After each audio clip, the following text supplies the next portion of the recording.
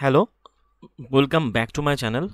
তো আজ আমরা যে ক্লাসটা করব সেটা অ্যাকচুয়ালি মানে বায়োলজি ক্লাস 10-এর যেটি রিপ্রোডাকশন চ্যাপ্টার, যেটাকে আমরা বলি বাংলাতে প্রজনন। অ্যাকচুয়ালি আমাদের যে ক্লাস 10-এ যে আমরা বায়োলজি ক্লাসগুলো কমপ্লিট করাচ্ছিলাম, কন্টিনিউ করছিলাম, সেখানে আমরা মোটামুটি শেষের দিকে চলে এসেছি। আর একটা চ্যাপ্টার আমাদের বাকি রয়েছে এই চ্যাপ্টারটার পরে, এবং সেটা হলো বংশগতি বা হেরিডিটি। সেটা কমপ্লিট করলে আমাদের মোটামুটি ক্লাস 10-এ বায়োলজি কমপ্লিট হয়ে যাবে। তাহলে আমরা ক্লাস 9 এবং ক্লাস 10-এ বায়োলজি কমপ্লিট হয়ে যাবে। আমি চেষ্টা করবো এই দুটো যে হয়ে গেল কমপ্লিট, সেই দুটো যাবতীয় কোশ্চেন্সগুলোকে আমি একটা ভিডিওর মাধ্যমে কমপ্লিট করানোর, যেমন যে এবং আপডেটেড যে কোশ্চেন্সগুলো এসছে পরীক্ষায়, এএলপি টেকনিশিয়ান আর আগের গ্রুপ ডিতে এসছে, এবং তার আগে টেকনিশিয়ান বা এলপিতে এসছে, সেই রকম কোশ্চেন্সগুলো কালেক্ট করে মোটামুটি একটা ভিডিও ক্লাস, মানে একটা কমপ্লিট ক্লাস করানোর চেষ্টা করবো অনলি ফর বায়োলজি, যেটা ক্লাস 10 এবং ক্লাস 9 এবং 10 দুটো মিলিয়ে থাকবে। ওকে, তাহলে চলো ভিডিওটা দেখি। আপাতত মোটামুটি আমরা আগের ভিডিওতে যথাক্রমে কমপ্লিট করিয়েছি এটা, ওই যে হরমোন যে চ্যাপ্টারটা, যেটা অ্যাকচুয়ালি ছিল ওই কোঅর্ডিনেশন অ্যান্ড ওই ব্যাপারটায়, ওই পরিবহনের সংক্রান্ত ব্যাপারে ছিল, যেখানে নার্ভ এবং হরমোন ছিল, যেখানে আমরা আগের ভিডিওতে নার্ভ করেছি, তারপরটা আমরা লাস্ট ভিডিওতে আমরা কমপ্লিট করেছিলাম যেটি হরমোনের চ্যাপ্টারটা, যেখানে আমরা শুধু অ্যানিম্যাল হরমোনের ব্যাপারগুলো নিয়ে ডিসকাস করেছি, এবং চেষ্টা করেছি এমনভাবে পড়ানো যেখান থেকে কোনো কোশ্চেন যেন যা কোশ্চেন মানে আসুক না কেন, সেটা যেন কোনো মিস না হয় কোনোভাবে। ঠিক আছে, আশা করি ক্লাসগুলো তোমরা বুঝতে পারছো এবং তোমাদের কাজে লাগছে। আপকামিং এক্সামের জন্য কিন্তু এই ক্লাসগুলো অত্যন্ত ইম্পর্টেন্ট। ঠিক আছে, তাহলে চলো ভিডিও শুরু করি। Let start. প্রথমে চলে আসছে যে জীবের অর্গানিজম। জীবের এই জীব এখানে বলা হচ্ছে যে জীবসমূহ কীভাবে জননগত সম্পন্ন করে, হাউ ডু অর্গানিজম রিপ্রোডিউস। সেক্ষেত্রে কী হয়ে থাকে, জীবসমূহের জননের বিভিন্ন পদ্ধতি সম্পর্কে আমরা আলোচনা করেছি, যেখানে যেমন ওই এই চ্যাপ্টারে আমরা আলোচনা করব যেখানে জীবসমূহ কীভাবে জননগত সম্পন্ন করে, একত্রে প্রকৃতপক্ষে পুষ্টি, শোষণ, রেচনের মতো প্রয়োজনীয় জৈবনিক প্রক্রিয়াগুলো জননের জীবনধারণের জন্য যেমন অপরিহার্য নয়, সেক্ষেত্রে বলতে হবে যে জৈবনিক প্রক্রিয়ার মতো জনন কোনো জীবের জীবনধারণের জন্য অপরিহার্য নয়। অন্যদিকে কোনো এক জীব বহু জীব সৃষ্টি করতে, এক জীব থেকে বহু জীব সৃষ্টি করতে এই প্রক্রিয়া প্রচুর শক্তি ব্যয়িত হয়। ঠিক আছে, তাই মোটামুটি আমরা এটা জানি যে একটা একক জীব এমন একটা প্রক্রিয়ার শক্তি অপচয় করবে যেখানে প্রক্রিয়াটা বেঁচে থাকার জন্য অপরিহার্য নয়, অথচ সেখানে তার প্রজনন সম্পন্ন হবে। ব্যাপারটা এরমভাবে দাঁড়াচ্ছে, এটা স্পষ্ট যে জীবসমূহ জনন কার্য করে বলেই পরিবেশে আমরা তাদের উপস্থিতিকে বুঝতে পারি। ওকে, এখন বিশেষ ধরনের অপ্রজননশীল একটা মাত্র জীবই থাকতো, তবে আমরা তাদের অস্তিত্ব উপলব্ধি করতে পারতাম কিনা এ বিষয়ে আমাদের সন্দেহ আছে। সেক্ষেত্রে কোনো একক প্রজাতির অন্তর্ভুক্ত বিশাল সংখ্যক জীবের উপস্থিতি তাদের অস্তিত্বকে আমাদের গোচরে নিয়ে আসে, সেটা সম্পর্কে আমরা পরবর্তী জানবো, পরবর্তী স্লাইডগুলোতে জানবো। এখানে বলা হয়েছে যে জননকারী জীবরা এমন নতুন অপত্য সৃষ্টি করে যাতে দেখতে অনেকটা তাদের মতো, অর্থাৎ তারা জনিত্রী জীবের মতো হয়। অ্যাকচুয়ালি যেটা হয়ে থাকে যে ঠিক রিপ্রোডাকশনের ক্ষেত্রে কী হয়, রিপ্রোডাকশনের ক্ষেত্রে জীব সবসময় চেষ্টা করে যে যত বেশি সংখ্যা প্রোডাকশন করা, যে ঠিক রিপ্রোডাকশন প্রোডাকশন করা, যাতে তার জীবগুলো অস্তিত্ব বজায় থাকে। ঠিক আছে, পাতিকতা অস্তিত্ব বজায় রাখার জন্য জীবকে যে ঠিক রিপ্রোডাকশন করতে হয়। ঠিক আছে, এটা একদম এক ধরনের আদিম প্রকৃতির যে বৈশিষ্ট্যের মধ্যে পড়ে। ঠিক আছে, তারপরের স্লাইডে চলে যাই, যেখানে বলা হচ্ছে যে জীবদেহ কি ঠিক তাদের অনুরূপ জীব সৃষ্টি করে। সেক্ষেত্রে বলতে হবে যে জীবদেহ নকশা একই হওয়ায় এরা দেখতে একই রকম হয়, এটা একদম বেসিক জিনিস। এখন জীব সময়ের এই যে নকশাগুলো যদি সদৃশ হয়, এদের ব্লুপ্রিন্টও এক হতে হবে, তাই নয় কি?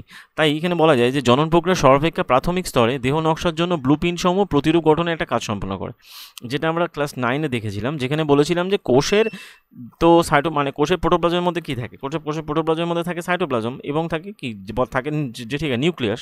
এই নিউক্লিয়াসের মধ্যে সাইটোপ্লাজম এবং থাকে নিউক্লিয়াস।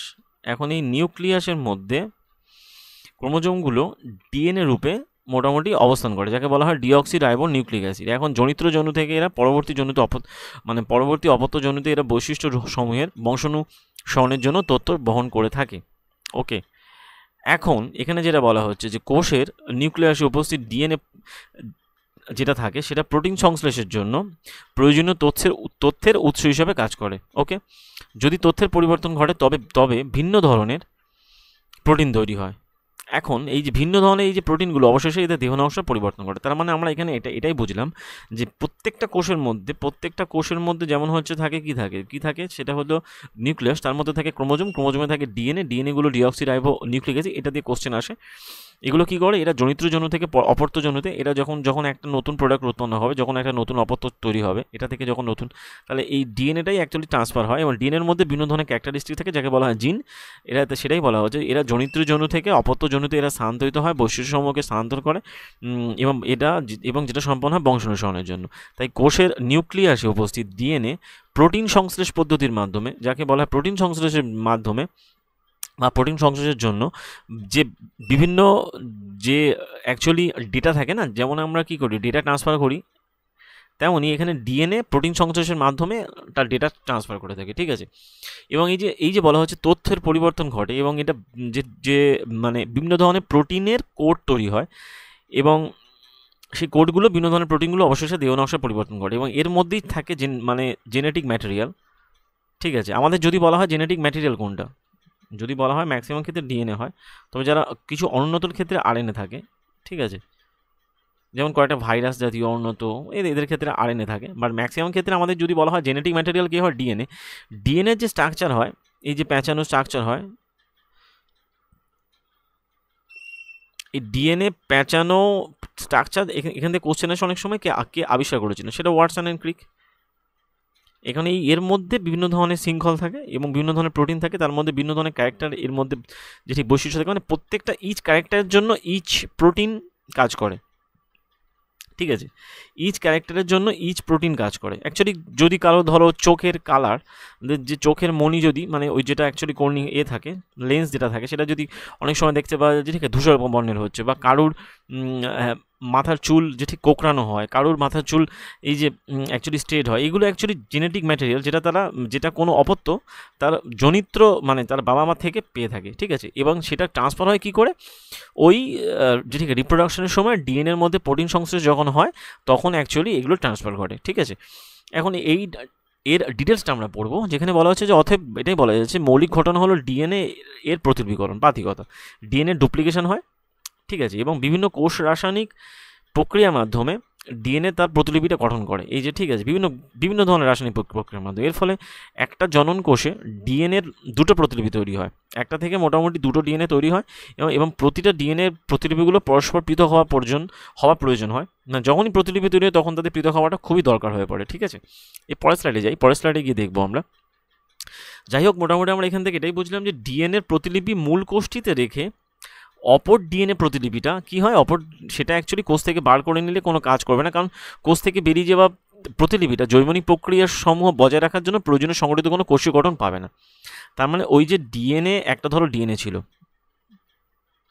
ধরো আমি এটা বললাম একটা এরকম ডিএনএ ছিল, এটা মোটামুটি যে ঠিক ডুপ্লিকেটেশন হয়ে যাচ্ছে, গিয়ে এই একটা ডিএনএ তৈরি হচ্ছে, এরকম একটা ডিএনএ তৈরি হচ্ছে, ঠিক আছে। এই যখনই আচ্ছা এখানে ভালো করে দেখায়, এটা ছিল, এই ডুপ্লিকেশন হচ্ছে, এরকম একটা ডিএনএ স্ট্রাকচার তৈরি হচ্ছে, আবার এরকম একটা ডিএনএ স্ট্রাকচার তৈরি হচ্ছে। এখন যদি একটা আলাদা হয়ে যায়, তাহলে এই আলাদা হয়ে গেলে এই যে এর যে প্রসেসগুলো রয়েছে, পরবর্তী যে মেকানিজমগুলো রয়েছে, তাহলে সেগুলো সম্পন্ন করবে কী করে? তার ফলে কারণ সে তো কোনো কোষীয় স্ট্রাকচার পাচ্ছে না, যখনই কোষীয় স্ট্রাকচার পাচ্ছে না তার মানে সে কাজ করবে না, সেই জন্য বলা হচ্ছে। তাই এখানে বলা হচ্ছে যে এই যে ডিএনএ যখন ডুপ্লিকেশন হচ্ছে বা রেপ্লিকেশন হচ্ছে, বা বলা হয় যে ডুপ্লিকেশন হচ্ছে, তখন একটা অতিরিক্ত কোষীয় যন্ত্র সৃষ্টি হয় এবং তারপর ডিএনএ প্রতিলিপিগুলো যে ঠিক নিজস্ব কোষীয় যন্ত্র থেকে পৃথক হয় এবং কার্যত একটা কোষ বিভাজিত হয়ে দুটো কোষ মানে যে ঠিক তৈরি হয়। ধরো একটা কোষ আছে এরকমভাবে, সে কোষের মধ্যে আছে নিউক্লিয়াস, কোষটা মোটামুটি ভাগ হচ্ছে আস্তে আস্তে,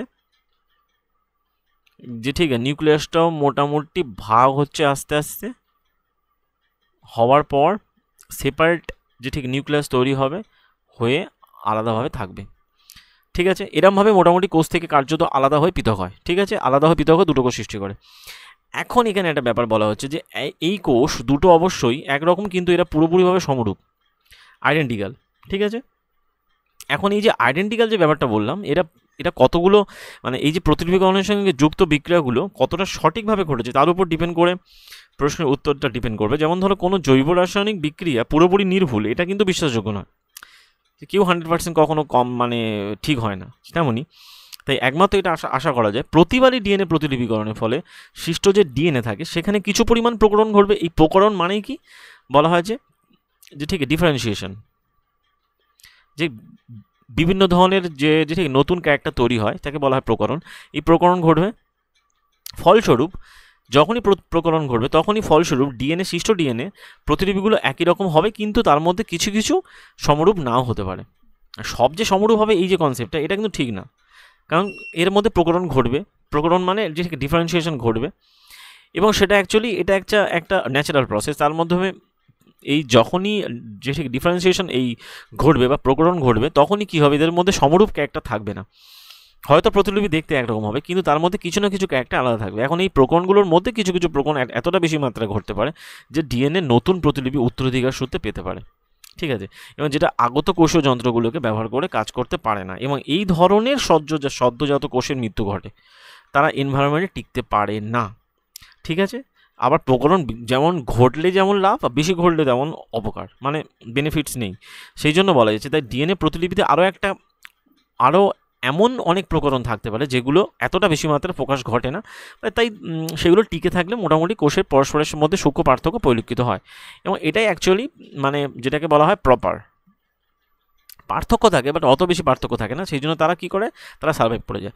আর প্রজননকালে প্রকরণের এই সহজাত প্রবণতায় যেটি বিবর্তনের মূল অ্যাকচুয়ালি যদিও বিবর্তনের এই চ্যাপ্টারটা আমাদের এই মানে যে ঠিক আপডেটেড সিলেবাসে কিন্তু নেই, সেই জন্য আমি ওইটা এই জন্য ব্যাপারটাকে বললাম। তো এই প্রকরণই দায়ী হচ্ছে এভলিউশনের জন্য, ঠিক বিবর্তনের জন্য মেন দায়ী হচ্ছে কে, যে ঠিক মিউটেশনের জন্য মেন দায়ীকে বলা হয়, মিউটেশনের জন্য মেন দায়ী হচ্ছে প্রকরণ, যাকে বলা হয় ডিফারেন্সিয়েশন, ঠিক আছে। যদিও এই চ্যাপ্টারটা আমাদের নেই, পরের যখন স্লাইডটা পড়বো পরের যে চ্যাপ্টারটা পড়বো, যাই হোক, তারপরে স্লাইডে চলে যাই। পরের স্লাইডে রয়েছে প্রকরণের বলা হয় গুরুত্ব, ইম্পর্টেন্স অফ দ্য প্রকরণ।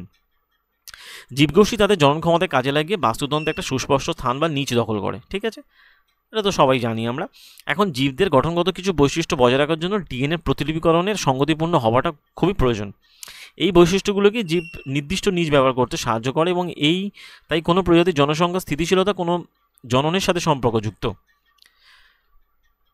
তার মানে কি এখানে বলা হলো যে জীবগোষ্ঠী তাদের জনন ক্ষমতাকে কাজে লাগিয়ে বাস্তুতন্ত্রে একটা সুস্পষ্ট স্থান দখল করে, এটা তো প্র্যাকটিক্যাল ব্যাপার জানি আমরা। জীবদেহে গঠনগত বৈশিষ্ট্য বজায় রাখার জন্য প্রজননকালে ডিএনএ প্রতিলিপিকরণটা অত্যন্ত দরকার। এখন এই বৈশিষ্ট্যটাকেই জীব মানে ব্যবহার করে জীবকে নির্দিষ্ট নিজ ব্যবহার করতে সাহায্য করে, তাহলে অ্যাকচুয়ালি প্রকরণটাই সাহায্য করে থাকে, ঠিক আছে। এখন তবে এই যে নিজ সমূহ যেখানে অ্যাকচুয়ালি জীব থাকে, সেই পরিবেশে যে পরিবর্তনগুলো ঘটায়, সেই পরিবর্তনের কারণ সমূহ কিন্তু জীবের নিয়ন্ত্রণাধীন নয়। এটা তাহলে কার দ্বারা নিয়ন্ত্রণাধীন হয়, এটা অ্যাকচুয়ালি যে ঠিক আছে মানে এনভায়রনমেন্টের দ্বারা নিয়ন্ত্রিত হয়। এনভায়রনমেন্টের পরিবর্তন কী করে জীব নিয়ন্ত্রণ করবে, তাই না? তাহলে এগুলো এনভায়রনমেন্টের দ্বারা নিয়ন্ত্রিত হয়ে থাকে। এখন যেটা হচ্ছে, তাহলে আমরা এখান থেকে ভাবতে পারি যে এটার ক্ষেত্রে কি হতে পারে,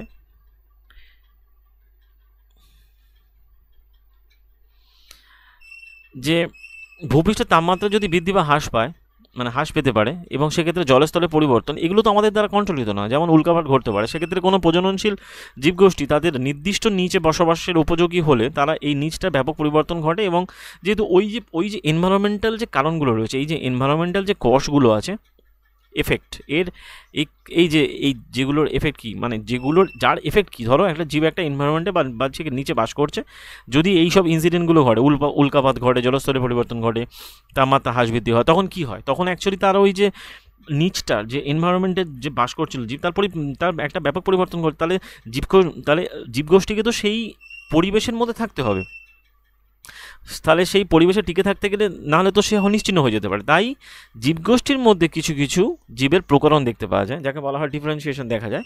সেই ডিফারেন্সিয়েশনে কি হয়,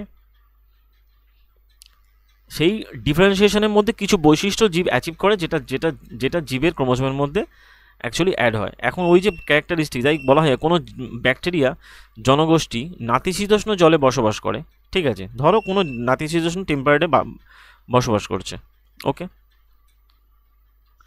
এখন যদি এখন যে এই যে গ্লোবাল ওয়ার্মিং হচ্ছে, তার জন্য জলের তাপমাত্রা যদি বৃদ্ধি পায় হঠাৎ করে, কি হবে ম্যাক্সিমাম ব্যাকটেরিয়া মারা যাবে। তার মানে এই যে ব্যাকটেরিয়া মরে গেল মানে আমাদের জীব এনভায়রনমেন্ট যে ভালো হলো, মানে এনভায়রনমেন্টে খুব ভালো হলো তা না। ব্যাকটেরিয়া যে খারাপ তা নয়, সব ব্যাকটেরিয়া যে খারাপ সব ব্যাকটেরিয়া আবার ভালোও নয়, তেমনই এরা একটা ব্যালেন্স রেখে, এনভায়রনমেন্ট একটা ব্যালেন্স রেখে চলে। যেমন ধরো কোভিড-19 যে ব্যাপারটা, কোভিড-19 ক্ষেত্রে ওটা তো টোটালি ভাইরাস আমাদের এনভায়রনমেন্টকে একদম যে ঠিক নাচিয়েছে, ঠিক আছে। আমাদের যে হিউম্যান নিচ যেটা রয়েছে, যাকে মানে যদি আমরা বলি, সেটাকে কিন্তু একটা নিউক্লিওটাইড, যা ঠিক আছে বলা যেতে পারে নিউক্লিক অ্যাসিডের স্ট্রাকচারই কিন্তু পুরো নাচালো, এত মানুষ মারলো, মানুষ মানে কী করলো, ব্যালেন্স আনলো। তেমনই এটা এখানে বলা হচ্ছে, তবে তাপ প্রতিরোধী কিছু ব্যাকটেরিয়া যারা বেঁচে থাকবে এরা আরও বৃদ্ধি পাবে সংখ্যায়, তাই এদের প্রকরণ দীর্ঘ সময়কাল ধরে কোনো প্রজাতির অস্তিত্ব টিকিয়ে রাখতে টাকার মানে পক্ষে উপযোগী। তাহলে বলতে হবে যে প্রকরণ জীবে বেঁচে থাকার জন্য উপযোগী তখনই যখন সেটা এফেক্টিভ, মানে তার বেনিফিটস জীব গ্রহণ করতে পারবে, তখনই সেটা জীবের পক্ষে, মানে কোনো প্রজাতির পক্ষে অ্যাকচুয়ালি এফেক্টিভ হবে, ঠিক আছে। তারপরের স্লাইডে যাই, পরের স্লাইডে মোটামুটি দেখব এবারে কয়েকটা যে জীবের ব্যবসাগুলো দেখব।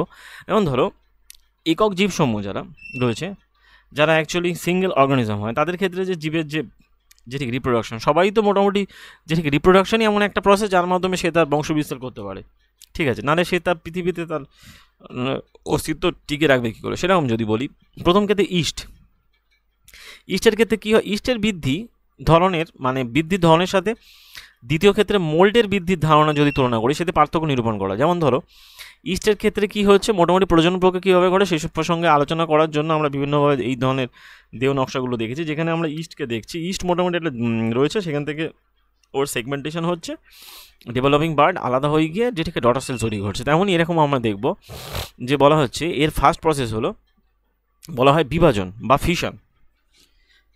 ফিশন কি, এটা যতক্ষণে কোথায় ঘটে, সেক্ষেত্রে দেখব কি যে এককোষী জীবের ক্ষেত্রে কোষ বিভাজন, যাকে বলা হয় ফিশন, ফলে এককোষী জীবের ক্ষেত্রে তার মানে কী হলো, যে কোষ বিভাজনের মাধ্যমেই নতুন কোষ সৃষ্টি হয় বা নতুন জীব সৃষ্টি হয়।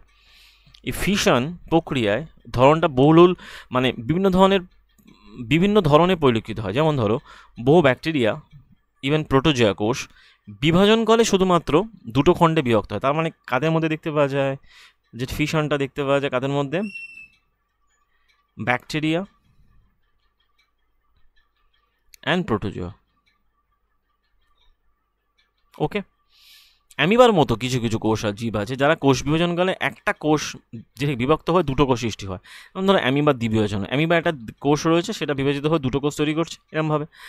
তেমনই অনুবীক্ষণ যন্ত্রের সাহায্যে আমরা অ্যামিবার স্লাইডকে দেখে, এটা অ্যাকচুয়ালি যাই হোক, মোটামুটি এককোষী জীবের দেহে আরও কিছু ধরনের সংগঠন দেখতে পাওয়া যায়, যেমন লিজম্যানিয়া তোমরা জানো যে অ্যাকচুয়ালি কালাজ্বরের জন্য দায়ী, লিজম্যানিয়া ডনোভানি। এটা কি হয়, এর কোষের এক প্রান্তে একটা চাবুকের মতো একটা গঠন থাকে, এই যে চাবুকের মতো গঠন থাকে।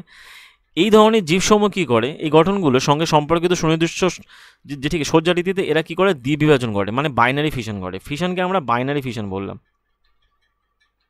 তাহলে সিঙ্গেল ফিশন কার ক্ষেত্রে ঘটছে, অ্যামিবা ঘটছে, ব্যাকটেরিয়া ঘটছে, প্রোটোজোয়া, এদের ক্ষেত্রে বিভাজন করে দুটো সমান খণ্ডে বিভক্ত হয়। আর যেটা বাইনারি ফিশন ঘটছে কার ক্ষেত্রে, সেটা হচ্ছে রকমের লিজম্যানিয়ার ক্ষেত্রে, বাইনারি ফিশন ঘটে। আবার ম্যালেরিয়া পরজীবী রয়েছে, যেটাকে বলা হয় প্লাজমেডিয়াম, অ্যাকচুয়ালি প্রোটোপ্লাজম, অ্যাকচুয়ালি তাহলে অ্যামিবার ক্ষেত্রে অ্যাকচুয়ালি একমাত্র একটা দলে বিভক্ত হয়, মানে টোটাল ফিশনটা ঘটে এরকম, ব্যাকটেরিয়া প্রোটোজোয়া এদের মধ্যে ঘটে। তার মধ্যে অ্যামিবার ক্ষেত্রে শুধুমাত্র সিঙ্গেল ডিভিশন হয়, লিজম্যানিয়ার ক্ষেত্রে সেটা বাইনারি ডিভিশন হয়। ম্যালেরিয়ার পরজীবী যেটা রয়েছে, যাকে বলে প্লাজমোডিয়াম, এই প্লাজমোডিয়ামের ক্ষেত্রে এটা এককোষী জীবের ক্ষেত্রে, এর ক্ষেত্রে বহু বিভাজন মাল্টিপল ফিশন হয়ে থাকে। তাহলে কি বললাম আমরা এখান থেকে, অ্যামিবা ক্ষেত্রে সিঙ্গেল ফিশন হয়,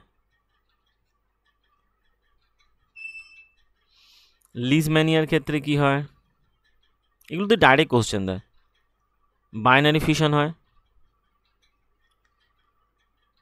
আর প্লাজমোডিয়ামের ক্ষেত্রে কি হয়, মাল্টিপল ফিশন হয়।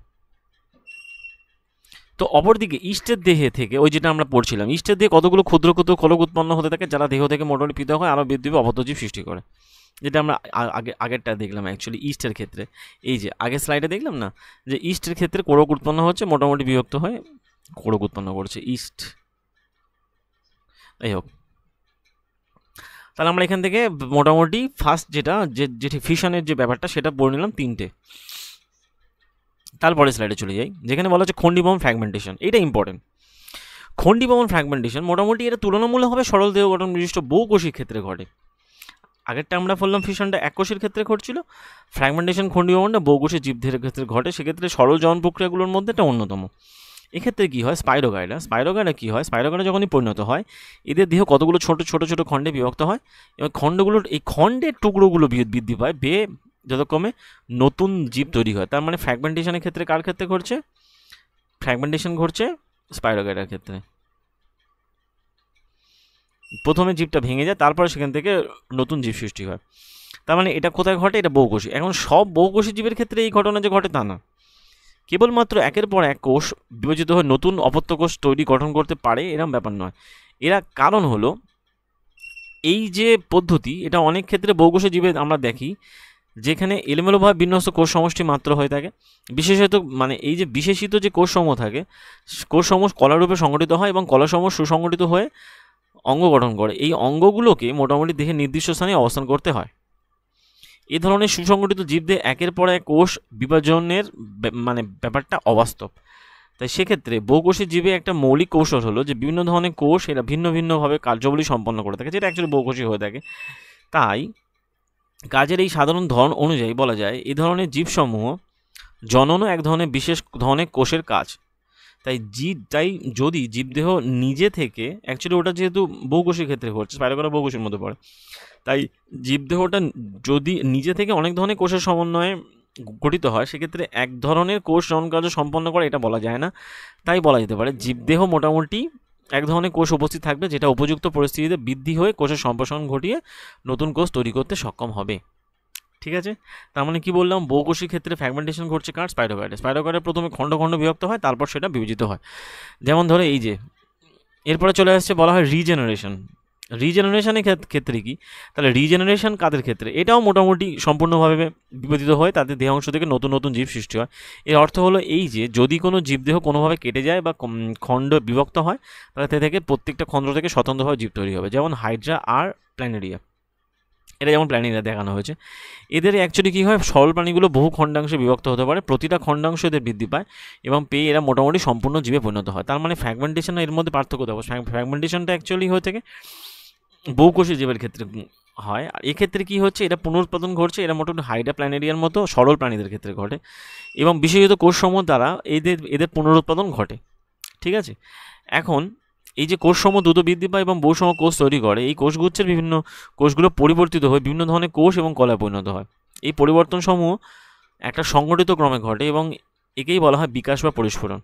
ঠিক আছে, এখন এই যে পুনরুৎপাদনের প্রজননের মতো একই রকম নয়, কারণ বেশিরভাগ ক্ষেত্রে প্রজননের জন্য সচরাচর দেহ কেটে গিয়ে খণ্ড খণ্ড যাওয়ার উপর ডিপেন্ড করে না। তাই পুনরুৎপাদন মানেই যে পুনরুৎপাদনের ক্ষেত্রে এটা প্রজনন নেই, এটা এক ধরনের প্রজনন বলা যেতে পারে, বাট প্রজননের যে মতো একই রকম সেটা বলা যেতে পারে না। ঠিক আছে, তাহলে এটা কার ক্ষেত্রে ঘটে, হাইড্রা আর প্ল্যানেরিয়া। কি ঘটে, রিজেনারেশন, খণ্ড থেকে নতুন জীব তৈরি হয়। ঠিক আছে, যদি তিনটে খণ্ড হয় তিনটে জীব তৈরি হবে, এরকম ব্যাপার। আগেরটার ক্ষেত্রে যেমন আমরা দেখলাম, এখানে বলা যায় স্পাইরোগাইডা এর ক্ষেত্রে কি যদি পরিণত হয় ছোট ছোট খণ্ডে বিভক্ত হয়, খণ্ডগুলো বা টুকরোগুলো বৃদ্ধি পেয়ে নতুন জীবে পরিণত হয়। এটা কাদের ক্ষেত্রে ঘটে, বহুকোষী জীবের ফ্র্যাগমেন্টেশন। এটা মোটামুটি সরল জীবের ক্ষেত্রে পুনরুৎপাদন ঘটছে। এরপরে চলে আসছে কোরকোরোদ্গম, যাকে বলা বার্ডিংয়ের ক্ষেত্রে কি ঘটে, কোরকোরোদ্গম তো হাইড্রার ক্ষেত্রে ঘটে থাকে। সেক্ষেত্রে কী হয়, তার মানে হাইড্রার একদিকে কি ঘটে, হাইড্রার রিজেনারেশনও ঘটে, হাইড্রা এমন এক ডোন যার রিজেনারেশনও ঘটবে আবার যার বার্ডিংও হবে। তো রিজেনারেশনের ক্ষেত্রে কী হয়, পুনরুৎপাদনের হয়, হাইড্রার দেহে একটা নির্দিষ্ট স্থানে বারবার কোষগুলো বিভাজন হয়, তার মানে এক ধরনের কোরক বা বার্ড সৃষ্টি হয়, এগুলোকে বলা হয় বার্ড। এবং এই বার্ডগুলো কী হয়, বৃদ্ধি পেয়ে ক্ষুদ্র ক্ষুদ্র জীবে পরিণত হয়। সম্পূর্ণ পরিণতি লাভের পর এরা জনিত্র দেহ থেকে বিচ্ছিন্ন হয়ে গিয়ে এরা নতুন জীবে পরিণত হয়। তাহলে এটাকে বলা হয় বার্ডিং, হাইড্রার ক্ষেত্রে বার্ডিং হয়। তাহলে মোটামুটি হাইডার দেহে কী হয়, মোটামুটি একটা করে বাট তৈরি হয় কোরক, সেটা মোটামুটি বৃদ্ধি পেয়ে পরিণতি লাভ করে, তারপর সম্পূর্ণভাবে দেহ থেকে আলাদা হয়ে গিয়ে এরা নতুনভাবে জীবরূপে পরিগণিত হয়। হয়ে গেল কোরক উদ্গম বার্ডিং। তো 4টে পড়ে নিলাম আমরা। এরপরে চলে আসছে বলে অঙ্গজনন, যাকে বলা হয় যে vegetative propagation. Vegetative propagation actually কী হয়, অনেক ক্ষেত্রে দেখা যায় যে উদ্ভিদের ক্ষেত্রে মূল কাণ্ড পাতাতে অংশগুলো উপযুক্ত পরিবেশে বৃদ্ধি পায়, পেয়ে একটা নতুন উদ্ভিদ গঠন করে। যেমন এক্সাম্পল বলা যেতে পারে, এই পদ্ধতির সাহায্যে অ্যাকচুয়ালি বেশিরভাগ প্রাণীর ক্ষেত্রে এগুলো প্রাণীর ক্ষেত্রে দেখাই যায় না। তো অঙ্গজননের এই ধর্মটিকে কৃষিক্ষেত্রে গোলাপ, আঙুরের মতো বিভিন্ন উদ্ভিদ জন্মানোর জন্য, যাকে বলা হয় লোয়ারিং বা গ্রাফটিংয়ের কাজে অ্যাকচুয়ালি ব্যবহার করা হয়। এগুলো দিয়ে লাইন বাই লাইন কোশ্চেন এসছে, সুতরাং এগুলো একদম খুঁটিয়ে খুঁটিয়ে পড়তে হবে। বীজ থেকে সৃষ্ট উদ্ভিদগুলো অঙ্গজনন প্রক্রিয়ায় উৎপন্ন উদ্ভিদগুলো যে ঠিক তুলনামূলকভাবে আগে ফুল ফল ধারণ করে। ঠিক আছে, তার মানে এরা অ্যাকচুয়ালি ইকোনমিক্যালি দিক থেকে এরা কিন্তু অনেকটা বেনিফিটস দেয়। তাই বীজ সৃষ্টিতে অক্ষম কলা, যেমন হচ্ছে কমলা, গোলাপ, এদের ক্ষেত্রে জুঁই ইত্যাদি উদ্ভিদগুলোর বংশ বিস্তার করতে পারে। এবং অঙ্গজননের অপর একটা সুবিধা হলো এই যে এই প্রক্রিয়ায় উৎপন্ন সব উদ্ভিদই জিনগতভাবে অনেকটা জনিত্র জীব সদৃশ হয়ে থাকে। তাই জনিত্র জীবের চারিত্রিক বৈশিষ্ট্য অপত্য জীবের পরিলক্ষিত দেখতে পাওয়া যায়, মানে একই ধরনের ক্যারেক্টারিস্টিক দেখা যায়, সেম ক্যারেক্টারিস্টিক। যেমন হচ্ছে কি বলা হচ্ছে তোমার এই ব্রায়োফাইলাম, যেটাকে বলে পাথরকুচি গাছের পাতা, অথবা এই যে আলুর ক্ষেত্রে যে আমরা দেখতে পাই, এদের ক্ষেত্রে মোটামুটি ভেজিটেটিভ প্রপাগেশন ঘটে থাকে। ঠিক আছে, তার মানে মোটামুটি 5টা কমপ্লিট করলাম। এবার ওই টিস্যু কালচার সম্পর্কে একটুখানি জাস্ট ডিটেলস দিয়ে দেবো। যে কলা পালন পদ্ধতি একটা উদ্ভিদের বর্ধনশীল অংশের শীর্ষভাগ থেকে কিছুটা অপসারণ করা হয়, করে পৃথক কোষ নিয়ে উদ্ভিদ সৃষ্টি করা হয়। ঠিক আছে, বর্ধনশীল অঞ্চল মানে কোটা থেকে ভাজক কলা অ্যাকচুয়ালি কালেক্ট করা হয়, যাকে বলে মেরিস্টেম থাকে না ওখানে, মেরিস্টেমেটিক কলা, মেরিস্টেম কালেক্ট করে সেখানে কৃত্রিম মাধ্যমে রেখে তাকে দ্রুত যে ঠিক বিভাজিত করে কোষগুচ্ছ বা ক্যালাস তৈরি করা হয়। সেই ক্যালাসটা অতঃপর বৃদ্ধি পেয়ে বিভেদীকরণের মাধ্যমে হরমোন সমন্বিত অন্য একটা মাধ্যমে স্থানান্তর করা হয়, তারপর চারা গাছগুলো মাটিতে রোপণ করা হয়। এর থেকে মোটামুটি বহু উদ্ভিদ সৃষ্টি করা যায়। এই উদ্ভিদের সচরাচর উদ্ভিদ সৃষ্টি করার জন্য ব্যবহার করা হয়। তার মানে এই যে এই ব্যাপারটা পড়তে হবে এখানে, বর্ধনশীল অংশ কোথা থেকে কাটা হয়, বর্ধনশীল অংশে কী তৈরি করা হয়, ক্যালাস বা কোষগুচ্ছ গঠন করা হয়, কোথায় রাখা হয়, বিভিন্ন হরমোন সমন্বিত পাত্রে রাখা হয়, তারপরে তার থেকে গাছ পাওয়া যায়। হয়ে গেল, কনসেপ্ট ক্লিয়ার। এর পরে চলে যাই, বলা হয় যে 6 নম্বর, যেটাকে বলা হয় রেণু উৎপাদন বা স্পোর ফর্মেশন। স্পোর ফর্মেশন কার ক্ষেত্রে হয়? এটাও অ্যাকচুয়ালি সরল বহুকোষী উদ্ভিদের ক্ষেত্রে ঘটে থাকে। এক্ষেত্রে কী হয়, জননাঙ্গগুলো শনাক্ত করা যেতে পারে, যেমন বলা যেতে পারে, যেমন দেখবে রুটির উপর জন্মানো যে সূত্রাকার হাইপিগুলো দেখতে পাওয়া যায়, বলা হয় যে রুটির ছত্রাক বা ব্রেড মোল্ড, যাকে বলে রাইজোপাস, এক্ষেত্রে হাইপি বলা হয়। এগুলো কী হয়, এগুলো এদের জননাঙ্গ নয়। অন্যদিকে এদের এই যে দণ্ডাকৃতি যে অনুসূত্র থাকে, এই অনুসূত্রের মাথায় থাকে রেণু, ক্ষুদ্র স্ফীত অংশ থাকে গোলক, যেটা জননে অংশগ্রহণ করে। এই স্ফীত গোলকাকৃতি অংশসমূহকে বলা হয় রেণুস্থলী, এর মধ্যে থাকে রেণু এখন বলা হয় বা স্পোর থাকে। কোষ বা রেণুগুলো অবশেষে বৃদ্ধি পেয়ে নতুন রাইজোপাস গঠন করে। ঠিক আছে, এর থেকেই মোটামুটি বৃদ্ধি পেয়ে নতুন রাইজোপাস গঠন করে, এবং এই রেণুগুলো পুরু প্রাচীর বিশিষ্ট হয়, মানে বেষ্টিত হয়। যতক্ষণ না রেণুগুলো অন্য একটা আর্দ্রতলের সংস্পর্শে আছে, এটা বৃদ্ধি পেতে শুরু করে, ততক্ষণ পর্যন্ত এদের সুরক্ষা প্রদান করা হয়। তার মানে ব্যাপারটা এরকমভাবে দাঁড়ালো, মোটামুটি এটা বহুকোষী উদ্ভিদ দেখতে পাওয়া যায়। কাদের ক্ষেত্রে? ব্রেড মোল্টের ক্ষেত্রে বিশেষ করে দেখতে পাওয়া যায় রাইজোপাস। এদের ক্ষেত্রে এক ধরনের স্ট্রাকচার থাকে, যেটার মাথার দিকে এই স্ফীত গোলকের মতো অংশ থাকে, যার মধ্যে থাকে রেণু। স্ফীত গোলক আকৃতির অংশসমূহ অ্যাকচুয়ালি রেণুস্থলী বলা হয়। এই রেণুস্থলী বলা হয় কি, এবং এগুলো কোষ বা রেণু সমন্বিত হয়। এই কোষ বা রেণুগুলো মোটামুটি বৃদ্ধি পেয়ে নতুন রাইজোপাস গঠন করে। ব্যাস, হয়ে গেল। এরপরে যেটা আমরা চলে যাব সেটা হচ্ছে কি রেণু উৎপাদনের ব্যাপারে হলো স্পোর ফর্মেশন। তারপরে চলে যাই যেটা হচ্ছে যে বলা হয়, এতক্ষণ আমরা অযৌনজন করছিলাম, অ্যাসেক্সুয়াল, এবার চলে আসে যৌনজন। তো যৌনজনের পদ্ধতিগুলো সম্পর্কে ওই মোটামুটি স্ত্রী এবং পুরুষ উভয় লিঙ্গেরই যে ঠিক প্রয়োজন হয়ে থাকে এক্ষেত্রে, যে ঠিক নতুন যৌন সৃষ্টি করার জন্য সম্পর্কে আমরা দেখবো এবারে, যে ঠিক লিমিটেশনগুলো এবারে চলে আসছে। যে বলা হয় যৌনজন কেন ঘটে, ওই যে এবার চলে আসে ডিএনএ যে ব্যাপারগুলো। একটা কোষ থেকে যখন নতুন কোষ সৃষ্টি হয়, যখন দুটো নতুন কোষ সৃষ্টি হয়, সৃষ্টি পদ্ধতির মাধ্যমে ডিএনএ প্রতিলিপিকরণ ঘটে, তখন আগেই বলেছিলাম। এর পাশাপাশি কোষীয় যন্ত্রপাতিগুলোরও যে ঠিক দ্বিতীয় মানে কোষীয় যন্ত্রপাতি বলেও মানে সেলের স্ট্রাকচার, নিউক্লিয়াস, এগুলো। যাই হোক, মোটামুটি আমরা ডিএনএর যে মেকানিজম কথা বলছি, ডিএনএর যে প্রতিলিপিকরণ যেটা ঘটে, সেটা অ্যাকচুয়ালি যে ঠিক নিখুঁত হতে পারে না। ফলস্বরূপ এটা এর যেগুলো ত্রুটি থাকে, সেগুলো কিন্তু জীবগোষ্ঠীতে প্রকরণে একটা উৎস হিসেবে কাজ করে।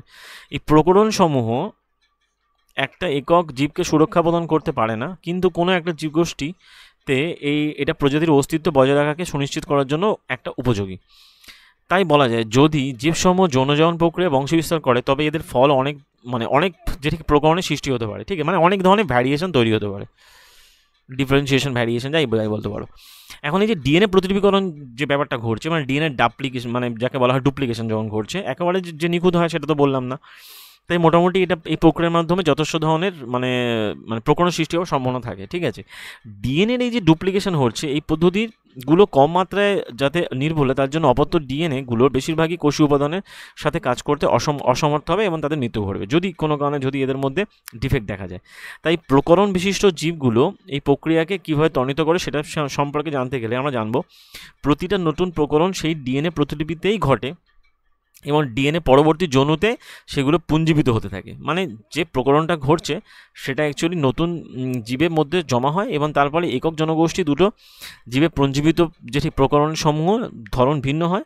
তাই এই প্রকরণগুলো মোটামুটি জীবদেহে উপস্থিত থেকে এদেরকে সুনিশ্চিতভাবে বলা যায় এরা জীবদেহে বাস্তবিক অর্থে এগুলোর কোনো খারাপ প্রভাব থাকে না যদি এদের মধ্যে বেশি প্রকরণ না ঘটে। আবার যদি বেশি প্রকরণ ঘটে তখন সেটা মারা যায়, আগে যেটা আমরা পড়লাম। তাই দুই বা ততোধিক এই যে জীবের যে প্রকরণগুলো সংমিশ্রণ, এদের নতুন ধরনের প্রকরণযুক্ত অ্যাকচুয়ালি জীবের সৃষ্টি হয় এবং তার ফলে কি হচ্ছে ডিএনএ সংমিশ্রণের এই ঘটনাতেই যৌনজনন পদ্ধতি অন্তর্গত, যেখানে যৌনজননকালে দুটো ভিন্ন জীব থেকে আগত ডিএনএগুলো সংমিশ্রণ ঘটে, ঠিক আছে। এটা হচ্ছে মেন পয়েন্ট, ঠিক আছে। যৌনজননের ক্ষেত্রে মেন পয়েন্ট হচ্ছে এইটা। এখন যেটা বলা হচ্ছে এই যে ডিএনএ সংমিশ্রণ যখন ঘটছে তারপরে একটা গুরুতর সমস্যা সৃষ্টি হয়। যে সমস্যাটা কি, প্রতিটা নতুন যৌন পূর্বে বিদ্যমান দুটো একক জীব থেকে প্রাপ্ত ডিএনএগুলো প্রতিলিপিগুলোর মধ্যে সংমিশ্রণ ঘটে এবং তার ফলে পরবর্তী ডিএনএগুলো তার সংখ্যা দ্বিগুণ হয়ে যায়। স্বাভাবিকভাবে যদি দুটো জীব থেকে ডিএনএ আসে তার মানে ডিএনএগুলো তো কী হয়েছে, ওদের তো যে থেকে ডুপ্লিকেশন হয়েছিল, এই ডিএনএটার তো ডুপ্লিকেশন হয়েছিল এটা এবং এর থেকে যদি আবার ডুপ্লিকেশন 4টে করে হয়ে যায় তার মানে ডাবল হয়ে যায়, তার মানে দ্বিগুণ পরিমাণে হয়ে যায়। এর ফলে ডিএনএ দ্বারা কোষীয় যন্ত্রগুলো নিয়ন্ত্রণের ক্ষেত্রে একটা বিশৃঙ্খলা দেখা যায়, হবেই সেটা। তাই আমরা দেখেছি যে জীবসমূহ বা জীবদেহে যত বেশি জটিলতর হয় কোষীয় বিশেষীকরণ ঘটে ততই এদের মানে কোষের এই কলার বিশেষীকরণটা বেশি হয়। জীব যত বেশি জটিলতর হয় তাদের কোষের বিশেষীকরণটা ততটা বৃদ্ধি পায়। তাই উল্লেখিত সমস্যাটা একটা সমাধান হলো বহুকোষী জীবে এমন পদ্ধতি দেখা যায় যেখানে অঙ্গসমূহের কোষগুলো একটা বংশানুক্রমিক ধারা রয়েছে, সেখানে অপ্রয়োজনশীল দেহ কোষগুলোর তুলনায় কেবলমাত্র অর্ধেক সংখ্যক ক্রোমোজোম এবং অর্ধেক পরিমাণের ডিএনএ বর্তমান থাকে।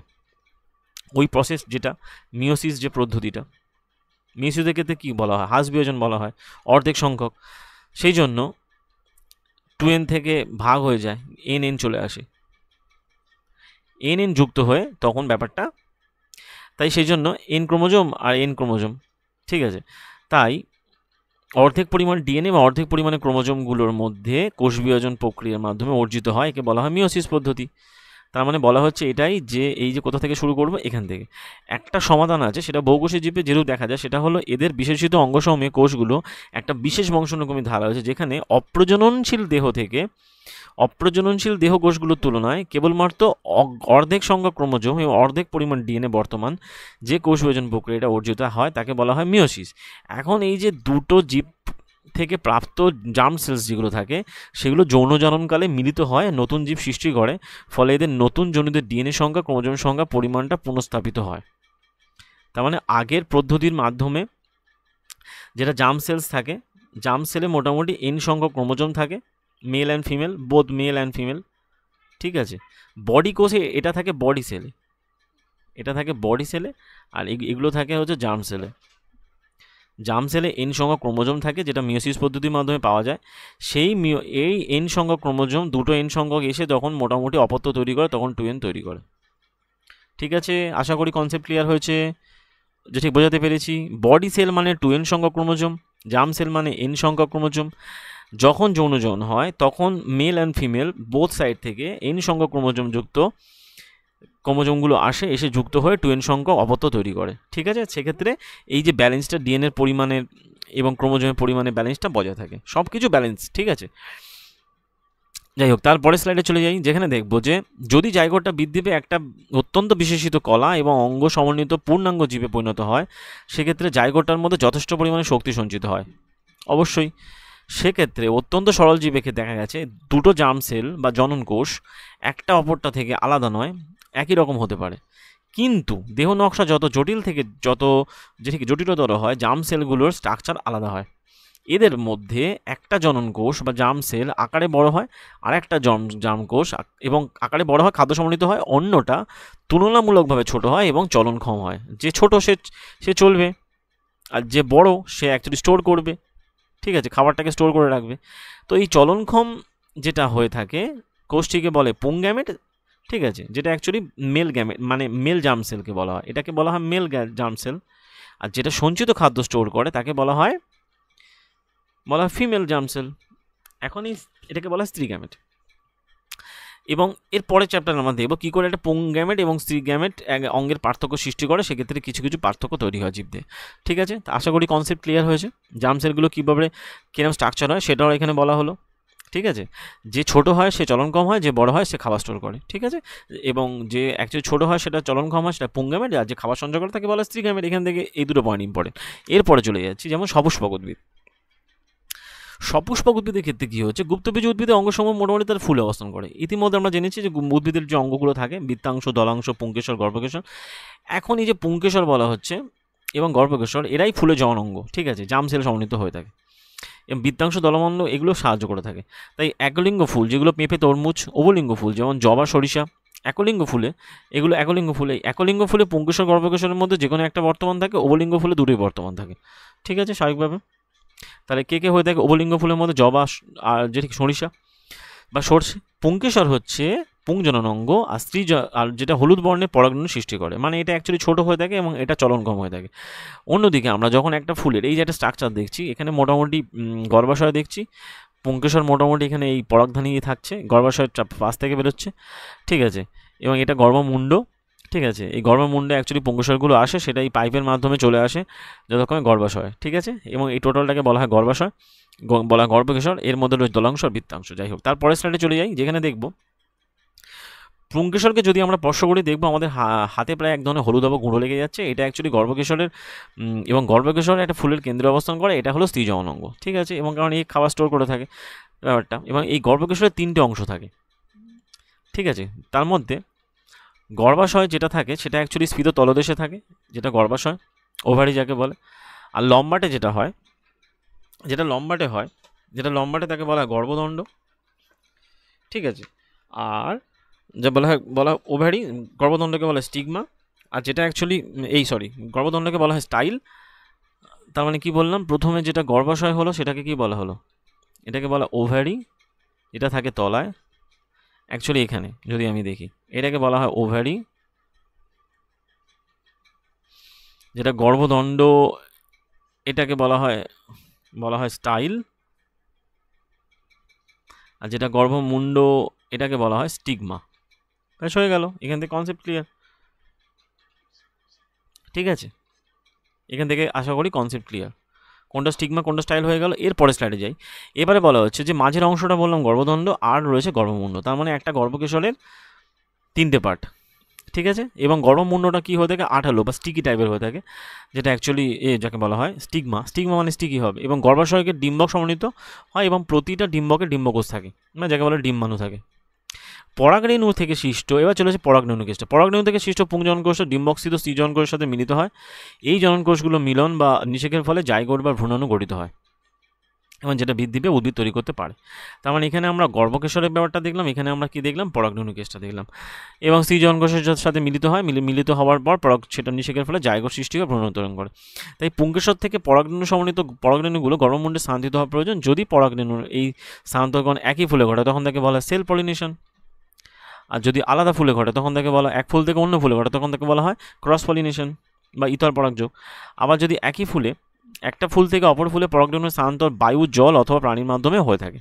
ঠিক আছে, মানে বিভিন্ন সাহায্য হয়ে থাকে। পরাগরেণু একটা উপযুক্ত গর্ভমুণ্ডের উপর, এই যে গর্ভমুণ্ড যাকে বলেছিলাম আমরা, যাকে বলা হয় স্টিগমার উপর যখন মানে পতিত হওয়ার পর গর্ভাশয় স্থিত একটা স্ত্রী জনন কোষে পৌঁছায়, এই কাজে পরাগরেণু থেকে একটা নালিকা বৃদ্ধি পায়,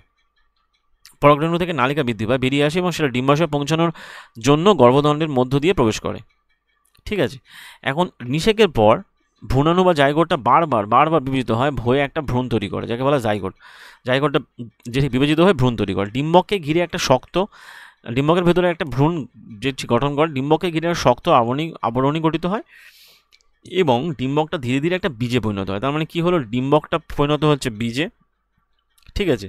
ডিম্বক মানে বলা ওভিউল আর ওভাম, তাহলে ওভিউল কিসে হচ্ছে, ওভিউল হচ্ছে বীজে বা সিড, ওভিউল থেকে সিড তৈরি হচ্ছে। আর ডিম্বাশয় যেটা ছিল সেটা অ্যাকচুয়ালি পরিণত হবে কিসে, ফলে। ডিম্বাশয় যেটা ছিল ওভারি, সেটা অ্যাকচুয়ালি কিসে পরিণত হয়, ফলে। এখন আর দলাংশ, বৃত্তাংশ, পাপড়ি এই গড়মুণ্ড কুঁচকে যায়, খসে পড়ে। তাই মোটামুটি আমরা দেখি ফুলের কোনো অংশ মানে অংশকে ফলের স্থায়ীভাবে আমরা দেখতে পাই না।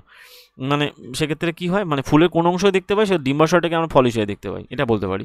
আর উৎপন্ন উদ্ভিদের জন্য বীজ তৈরি উপযোগিতা কী কী তা সেক্ষেত্রে আমরা বাঁচাবার চেষ্টা করি। যাই হোক, তো মোটামুটি বীজ ভবিষ্যতের জন্য উদ্ভিদ বা ভ্রূণ ধারণ করতে সাহায্য করে, তাই পরিবেশের বৃদ্ধিতে ঠিক নতুন চারাগাছ আমরা পাই এবং এই প্রক্রিয়াকে অঙ্কুরোদ্গম বলা হয়। মানে যখন উপযুক্ত পরিবেশে বীজ থেকে কি হয়, ভবিষ্যতের জন্য উদ্ভিদ তৈরি হয় ওই বীজ থেকে। তাহলে বীজটা কোথা থেকে পেলাম, ওভিউল থেকে। ওভিউল থেকে পেলাম কি, বীজ। ওকে, এবার চলে এসছে এই যে অঙ্কুরোদ্গম। অঙ্কুরোদ্গম পদ্ধতির মাধ্যমে কী হয়, চারা গাছ। এবারে বীজের এই অংশটা, যে বীজের বলা ভ্রূণমুকুল, মানে ভবিষ্যতের বিট, ভ্রূণমূল আর বীজপত্র হয়ে গেল। এখান থেকে এটা অঙ্কুরোদ্গম, এটা অ্যাকচুয়ালি যেটি ভবিষ্যতে চারা গাছ, এখান থেকে তৈরি হচ্ছে বিট অফ। যাই হোক, তারপরে স্লাইডে চলে যাই। পরের স্লাইডে মোটামুটি মানুষের জনন। এ পর্যন্ত আমরা বিভিন্ন প্রজাতির জীবগোষ্ঠী জনন প্রক্রিয়া দেখলাম, আর দেখো মানুষের জনন। মানুষের জন্ম মোটামুটি লক্ষ্য করেছি যে অল্প বয়স থেকে আমাদের মোটামুটি দশম ক্লাস 10-এ যখন পড়ি তখন থেকে দেহের উচ্চতা অবিরামভাবে বেড়ে চলেছে। দাঁত ওঠে, যখন দাঁত ওঠে, এমনকি পুরনো দাঁত অ্যাকচুয়ালি দুধের দাঁতগুলো পড়ে যায়, নতুন দাঁত ওঠে, এই সমস্ত পরিবর্তনগুলো মোটামুটি বৃদ্ধির একটা পরিবর্তন হিসেবে বলা যেতে পারে। দেহের তুলনামূলকভাবে বেড়ে গিয়ে অনেকটা বড় আকার ধারণ করে এবং সেক্ষেত্রে কী হয়, কৈশোরের প্রথম ভাগে যখন পড়ি আমরা, যাকে বলা হয় অ্যাকচুয়ালি পিউবার্টিকাল, এই পিউবার্টিকাল দিয়ে কোশ্চেন ডাইরেক্ট এসছে। যখন পড়ি, যখন পিউবার্টিকালে দেখি আমরা কি সম্পূর্ণভাবে নতুন একজন পরিবর্তন আসে, সেক্ষেত্রে দেহে সম্প্রসারণ হয়, মানে বডি চওড়া হয় অনেকের ক্ষেত্রে, কেউ লম্বা হয়, ঠিক আছে, এবং বিভিন্ন পরিবর্তন ঘটে আনুষঙ্গিক, যেমন পরিবর্তন সমূহ প্রকাশ এবং আনুপাতিক পরিবর্তন এবং নতুন বৈশিষ্ট্যের আবির্ভাব ঘটে। এরূপ পরিবর্তন দেহের মোটামুটি সংবেদন সৃষ্টি করে, ঠিক আছে। এখন এই যে ছেলে মেয়েদের মধ্যে যে পরিবর্তন ঘটছে তার মধ্যে কি কি হয় পরিবর্তন লক্ষ্য করে, যেমন হচ্ছে গিয়ে বগল এবং উরুদয়ের মধ্যবর্তী যৌনাঙ্গে মোটামুটি ঘন লোম গজাতে শুরু করে। এই লোমগুলো গাঢ় বর্ণের হয়ে থাকে। হাত ও পা পাশাপাশি মুখমণ্ডলে হালকা হালকা রোমের উৎপত্তি হয়, ঠিক আছে, এবং ত্বক প্রায়শই তৈলাক্ত হয়ে যায়। মুখমণ্ডলে অনেক সময় ব্রণ দেখা দেয়, সেটা অ্যাকচুয়ালি হয়। আবার অনেকের ক্ষেত্রে সচেতন এবং সতর্ক হতে শুরু করি, তখন আমরা যেটি নিজেদের দেহ অন্যের দেহ উভয় সম্পর্কে আগ্রহী হয়ে উঠি, ঠিক আছে। এই আগ্রহটা তৈরি হয় কখন, অ্যাকচুয়ালি অ্যাডাল্টারেশন যখন পিউবার্টি তৈরি হয়, ঠিক আছে। এটা অ্যাকচুয়ালি যে ঠিক ন্যাচারাল প্রসেস, এই সম্পর্কে কোনো লজ্জা পাওয়ার কোনো ব্যাপার নেই। যাই হোক, অন্যদিকে এমন কিছু পরিবর্তন ঘটে যেগুলো ছেলে মেয়ের উভয়ের ক্ষেত্রে ভিন্ন ভিন্ন হয়। যেমন মেয়েদের ক্ষেত্রে স্তনের আকার বৃদ্ধি পায় এবং এর সঙ্গে স্তনের শীর্ষভাগে স্থিত মোট স্তনবৃন্তের যে বর্ণ মোটামুটি গাঢ় হয়। এই সময় মেয়েদের ক্ষেত্রে, বালিকাদের ক্ষেত্রে মেনস্ট্রুয়েশন যাকে বলা হয়, রজস্চক্র শুরু হয়ে থাকে। আবার ছেলেদের ক্ষেত্রে ঘন লোম গজাতে শুরু করে মুখমণ্ডলে, তাদের গলার স্বর ভাঙতে শুরু করে। হ্যাঁ, এবারে মোটামুটি এখান থেকে আমরা যে এইসব পরিবর্তনগুলো বেশ কিছু মাস বছরকালে ঘটে। এগুলো কোনো ব্যক্তির একই সময় একই দেহে কোনো নির্দিষ্ট বয়সে ঘটে না, কোনো কারোর আগে ঘটে, কারোর পরে ঘটতে পারে। সেক্ষেত্রে এই প্রতিটা পরিবর্তনের ঘটনা খুবই গুরুত্বপূর্ণ। তাই উদাহরণ হিসেবে বলা যায়, ছেলেদের মুখমণ্ডলে প্রথমে হালকা বিক্ষিপ্ত দাড়ি গজে, তারপর ক্রমে সেগুলো ধীরগতিতে বৃদ্ধি পেতে শুরু করে। এইভাবে অবশেষে মুখমণ্ডলে ঘন দাড়ি গজিয়ে ওঠে। এরপর দেখা যায় এইসব পরিবর্তনগুলো ব্যক্তিভেদে ভিন্ন ভিন্ন হয়। সেক্ষেত্রে নখ, আঙুলের নাক, আঙুল দেখা যায়, বিভিন্ন ধরনের চুলের বৃদ্ধি, যাই হোক মোটামুটি এই ধরনের পরিবর্তন লক্ষ্য করা যায়। এরপরে যেটা চলে আসছে সেটা হলো যে এই যে পার্টিকুলার বয়সে যখন যৌন পূর্ণতা প্রাপ্তি কেন ঘটে। বহুকোষী জীবের ক্ষেত্রে এই কাজ সম্পাদনের জন্য অ্যাকচুয়ালি যৌন জননের অংশগ্রহণের জন্য কোষের সৃষ্টি হলো অপর একটা বিশিষ্ট কাজ, ঠিক আছে। মেন কাজ হচ্ছে এই অপর একটা কোষ সৃষ্টি করা, যেগুলো বলা হয় জার্ম সেল তৈরি করা। এখন আমরা দেখেছি উদ্ভিদে এই কোষগুলো সৃষ্টির জন্য বিশেষ ধরনের কোষ কলা গঠিত হয়, কিন্তু প্রাণীদের ক্ষেত্রে তো হবে না সেটা। মানবদের ক্ষেত্রেও এই কাজের জন্য বিশেষ কলা গঠিত হয়। উদ্ভিদে যেমন কলা গঠিত, প্রাণীদের সেক্ষেত্রে কী হবে, যে জীবের দেহের বৃদ্ধি পেয়ে পরিণত আকার ধারণ করে, মানে একক জীবের দেহ যখন বৃদ্ধি পেয়ে পরিণত আকার ধারণ করে, তখন উপাদানগুলো দেহের বৃদ্ধি ঘটানোর জন্য কাজে নিয়োজিত হয়, ঠিক আছে। প্রাণীদের ক্ষেত্রেও তাই। কি দেখি আমরা, বৃদ্ধিকালে জনন কলার পরিণমন ততটা প্রাধান্য পায় না। যখন দেহের বৃদ্ধির হার কমতে শুরু করে তখনই দেখি আমরা জনন কলাগুলো পরিণত হতে শুরু করে। মানে যখন আমাদের দেহ বাড়ছে তখন কিন্তু দেহের জার্ম সেলগুলো বাড়ছে না অতটা। যখন আমাদের দেহের পরিণতি কমপ্লিট হয়ে যাচ্ছে তখনই আমাদের জার্ম সেলগুলো অ্যাকচুয়ালি কিন্তু পরিণত হচ্ছে। ওই জন্য একটা এজ ঠিক করা হয়েছে। এই যে যেখানে বলা হয় যে মেয়েদের ক্ষেত্রে, এই ছেলেদের ক্ষেত্রে 21 বছর, মেয়েদের ক্ষেত্রে 18 বছর আগে ম্যারেজ করা উচিত নয়, কারণ এই সময়গুলোতে জার্ম সেলগুলো টোটালি কমপ্লিট, মানে ম্যাচিওর জার্ম সেল হয় না, ঠিক আছে। এখন এই কৈশোরকালে এইসব সময়কালকে বলা হয় বয়সন্ধিকাল, যাকে বলা হয় পিউবার্টিকাল। পিউবার্টি। এখন এখানে আমরা দেখব যে এই সব ব্যাপার যে মোটামুটি যৌন জনন পদ্ধতি অর্থ হলো দুটো জীব থেকে প্রাপ্ত জার্ম সেলগুলো মোটামুটি পরস্পরের মিলন, ঠিক আছে, এবং সপুষ্পক উদ্ভিদে যৌন মিলন যেভাবে ঘটে সেক্ষেত্রে প্রাণীদের ক্ষেত্রে জনকোষের বহির্নির্গমনের মাধ্যমে যেটি ঘটনাটা ঘটতে পারে। সেক্ষেত্রে বহু প্রাণীর ক্ষেত্রে কী হয়, সেক্ষেত্রে জননকোষের মিলনের যে এই নিমিত্ত কোষগুলো আভ্যন্তরীণ স্থানান্তরকরণ ঘটে, যেখানে তারা পরস্পর যুক্ত হয়ে মোটামুটি তারা গ্যামেট তৈরি করে এবং যেটি যৌনতা প্রাপ্তি লাভ করতে পারে। সেক্ষেত্রে বয়সন্ধিকালের এই যে পরিবর্তনগুলো বললাম, এগুলো যেমন হচ্ছে কি বয়সন্ধিকালে বহু পরিবর্তন, যেমন চুল গজানো, ধরন, জীবটা যৌনতা পূর্ণপ্রাপ্তির সংকেত, ঠিক আছে, যে সে অ্যাকচুয়ালি ম্যাচিওর হয়েছে কিনা, মানে তার জার্ম সেলগুলো ম্যাচিওর হয়েছে কিনা, এটাই কিন্তু আসল ব্যাপার। সেই জন্য একটা করে টাইম পিরিয়ড দেওয়া হয়েছে, ঠিক আছে, যে এই বয়সের আগে ম্যারেজ লাইফ অ্যাকচুয়ালি করা উচিত নয়। যাই হোক, অপরদিকে মোটামুটি জননকালে দুটো মানুষের মধ্যে জননকোষের প্রকৃত স্থানান্তরের জন্য বিশেষ অঙ্গের প্রয়োজন, যেমন পুরুষের শিশ্ন যাকে বলা পেনিস, আর যে ঠিক আছে মানুষের ক্ষেত্রে স্তন্যপায়ী প্রাণীদের দীর্ঘ সময় ধরে শিশু মাতৃগর্ভে অবস্থান করে এবং পরবর্তীকালে সেই শিশু মাতৃদুগ্ধ পান করে। সম্ভবত যখন স্ত্রী জননাঙ্গ সমূহের পরিণতি হওয়ার জন্য প্রয়োজনীয়তা রয়েছে, তাই আমরা জননকের সম্পর্কের দিকে তাকাবো। সেক্ষেত্রে আমরা দেখব যে পুংজননতন্ত্রের ক্ষেত্রে যে পুংজননতন্ত্র যে মোটামুটি জনন কোষ থাকে, মোটামুটি যে জনন কোষগুলো তৈরি করে এবং এটার যেটি নিষিক্তকরণের জন্য স্থানে স্থানে কোষ প্রেরণ করে। তাই শুক্রাশয়ে জনন কোষ বা শুক্রাণু উৎপন্ন হয়, ঠিক আছে, শুক্রাশয় যাকে বলা হয় স্ক্রোটামে। শুক্রাশয়গুলো উদরগহ্বরের বাইরে স্ক্রোটাম থলির মধ্যে অবস্থান করে, এটাকে বলা হয় শুক্রাশয়। এর মধ্যে মোটামুটি স্পার্ম তৈরি হয়। এখন এখানে তৈরি হয় কোথায়, ভাস ডিফারেন্স বলে একটা নালী আছে, সেই ভাস ডিফারেন্সে তৈরি হয়ে সেটা অ্যাকচুয়ালি এই নালিকার মাধ্যমে চলে যাচ্ছে, গিয়ে শিশ্নতে চলে যাচ্ছে, পেনিসে, এবং এটা ওই কানেক্ট হচ্ছে ইউরেটারের সাথে, এই যেটা আমরা পড়েছিলাম ইউরেটার গোবিনী। তো মোটামুটি শুক্রাণু উৎপাদনের জন্য স্বাভাবিক তাপমাত্রা দেহের তাপমাত্রার তুলনায় কম হতে হয়, এইটা মেন পয়েন্ট। স্বাভাবিক তাপমাত্রা দেহের তাপমাত্রার তুলনায় কম হতে হয়। অ্যাকচুয়ালি ওই স্ক্রোটামের তাপমাত্রা যেটা অ্যাকচুয়ালি থাকে তার টেম্পারেচার বডি টেম্পারেচার থেকে সবসময় কম। তাই টেস্টোস্টেরন হরমোন ক্ষরণে শুক্রাশয়ের ভূমিকা আমরা আলোচনা করেছি। সেক্ষেত্রে জননকোষ উৎপাদনের ক্ষেত্রেও টেস্টোস্টেরন বয়সন্ধিকালে গুরুত্বপূর্ণ ভূমিকা পালন করে থাকে। তাই শুক্রাশয়ে উৎপন্ন শুক্রাণুটা ভাস ডিফারেন্সের মাধ্যমে বাহিত হয় এবং সেক্ষেত্রে ভাস ডিফারেন্সে মূত্রথলি থেকে আগত একটা নালীর সাথে যুক্ত হয় এবং এবং এই মূত্রনালীটা শুক্রাণু এবং মূত্র উভয়ের জন্য একটা পদ হিসেবে কাজ করে, ঠিক আছে। এবং এখানে প্রোস্টেট গ্ল্যান্ড থাকে, প্রোস্টেট গ্ল্যান্ড, আর এর উপরে থাকে সেমিনাল ভেসিকল। তো এই বলতে হবে যে এখানে এই পথে মোটামুটি ভাস ডিফারেন্ট প্রোস্টেট এবং সেমিনাল ভেসিকলের মতো গ্রন্থিগুলো থাকে, যাদের ক্ষরণ এখানে মুক্ত করে, যার ফলে শুক্রাণুগুলো তরলে থাকে এবং শুক্রাণুর পরিবহনকে সহজতর করে এবং এদের পুষ্টি সরবরাহ করে থাকে। কারা করে থাকে, মোটামুটি ভাস ডিফারেন্স, প্রস্টেট আর সেমিনাল ভেসিকল। তো মোটামুটি এখানে বলা হচ্ছে শুক্রাণু হলো একটা অতি ক্ষুদ্র দেহাংশ যা প্রধানত জিনগত বস্তু এবং দীর্ঘ পুচ্ছ সমন্বিত হয়। শুক্রাণুর পুচ্ছ এদেরকে স্ত্রী জননে মোটামুটি শুক্রাণুর স্পার্ম কাউন্টটা দেখতে হয় অনেকটা এরকম থাকে, ঠিক আছে, এবং সেক্ষেত্রে এদের পুচ্ছকে মোটামুটি স্ত্রী জনন কোষে অভিমুখে চালিত করতে সাহায্য করে, এটা এদের ফোর্স দেয়, ঠিক আছে। এরপরে চলে আসছি আমরা স্ত্রী জননাঙ্গ। স্ত্রী জননাঙ্গের ক্ষেত্রে যেমন হয় অ্যাকচুয়ালি এটা ডিম্বনালী বলা হয়, যাকে বলা হয় যে ফ্যালোপিয়ান টিউব, আর এটা বলা ডিম্বাশয়, ওভারি, এখানে রয়েছে জরায়ু বলা ইউটেরাস, এবং